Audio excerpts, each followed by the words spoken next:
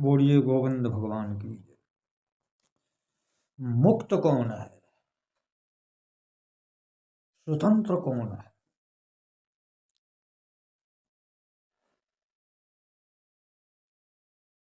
जो शिकायतों से रहित, जिसके जीवन में, वर्तमान जीवन में, जिसके हृदय में, जिसके अंतःकरण में कोई शिकायत नहीं, किसी से शिकायत नहीं, वही मुक्त है। क्योंकि जहाँ शिकायतें हैं वहाँ मुकदमा है, वहाँ केस है, वहाँ तारीखें हैं, वहाँ हार है, वहाँ जीत है। और जहाँ शिकायत नहीं है वही मुक्त जीवन है। आज के दौर में सब लोग शिकायतों में जी रहे। कोई मोहल्ले की शिकायत, किसी को घर से शिकायत, किसी को जात को लेकर शिकायत, तो किसी को देश को लेकर शिकायत, किसी को भाई से शिकायत, किसी को पिता से शिकायत, किसी को किसी से शिकायत, किसी को कलयुग से शिकायत, ये कलयुग है, किसी को अधर्मियों से शिकायत, किसी को धर्मी से शिकायत।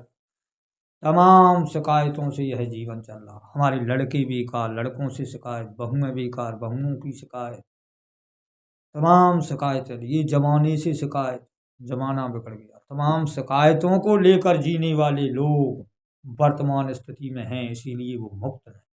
और जिसे किसी से शिकायत ना हो, न मोहल्ले से, न परिवार से, न भाई से, न पुत्र से, न पत्नी से, न पिता से, न अच्छे से, न बुरे से, किसी से कोई शिकायत नहीं। न कलयुग से, न सतयुग से, न द्वापर से, न त्रेता से, किसी से कोई शिकायत नहीं। वही मुक्त है, वही मुक्त है। और जो शिकायत युक्त जीवन लेके जी रहा है वही बंधन है, वही केस है और मुकदमा है, वही तारीखें हैं। जैसे रामचरितमानस में राम के जीवन में किसी से कोई शिकायत नहीं है। रावण से भी उन्हें कोई शिकायत नहीं है कि सीता जी का हरण कर लिया, मुझे तुझसे यह शिकायत है। शिकायत नहीं। उन्होंने हनुमान को, अंगद को, सुग्रीव को समझाने के लिए भेजा कि समझिए इस बात को, जो हुआ वो हो गया, मुझे कोई शिकायत नहीं है, आप सतमार्ग पर आइए। मार्ग सिखाया। सिखाने के कई तरीके होते हैं। जब उन तरीकों से न माना तो जो सिखाने का सही तरीका था राम ने वही अपनाया और संग्राम के तरीके से उसे सिखाया और वह सीख कर गया।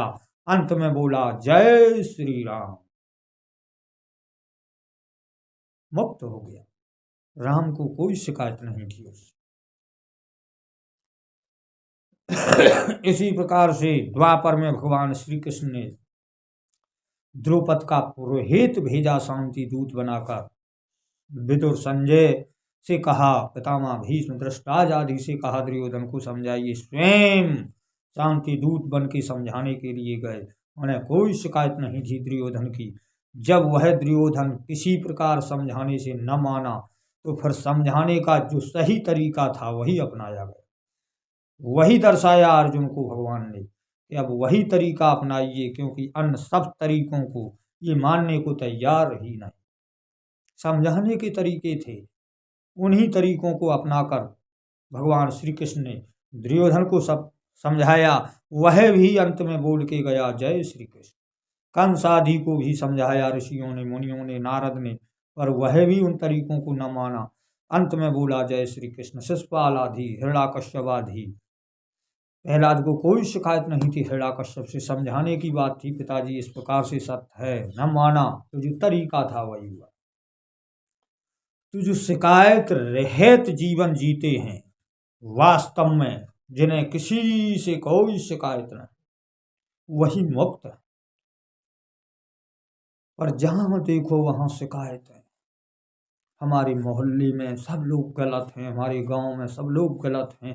अब जमाना बिगड़ गया, अब लोग बिगड़ गए, अब स्त्रियां बिगड़ गई, अब लड़कियां बिगड़ गई, अब लड़के बिगड़ गए, अनंत प्रकार की शिकायतें।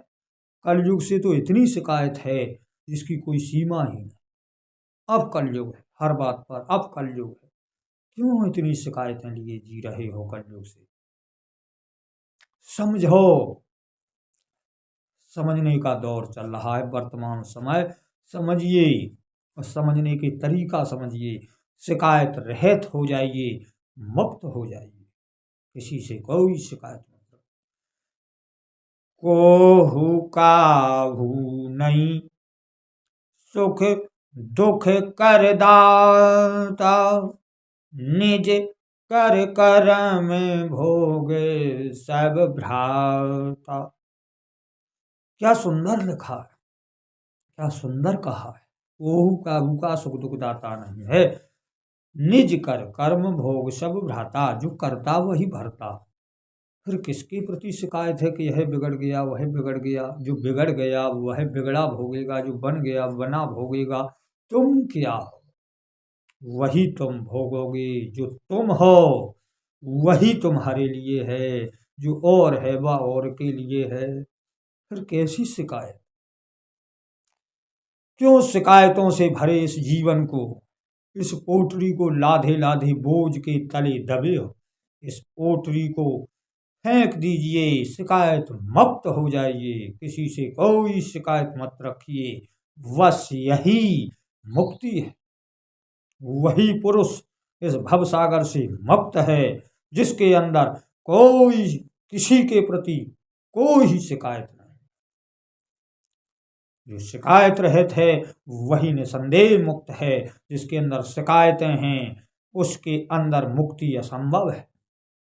वह तो उनसे पीड़ित है, और पीड़ित व्यक्ति को सुख शांति और आनंद का अनुभव असंभव है, क्योंकि पीड़ित रहित व्यक्ति ही आराम का अनुभव कर सकता है।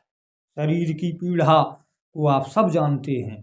इसी प्रकार से हृदय की भी पीड़ा होती है। जो शिकायतों के द्वारा हृदय जिसका घायल है, वह घायल प्राणी कभी सुख शांति का अनुभव नहीं कर सकता। इसलिए अपना उपचार कराइए महापुरुषों से, सत्संग कीजिए, विवेक जगाइए और शिकायत मुक्त जीवन जिए। शिकायत मुक्त हो जाइए, किसी से कोई शिकायत न रहे हृदय में, तो समझो कि मैं मुक्त हो गया, मैं मुक्त हो गया, मैं मुक्त हो गया। यही मुक्ति है। बोलिए गोविंद भगवान की जय। जय श्री राधा कृष्ण नमः।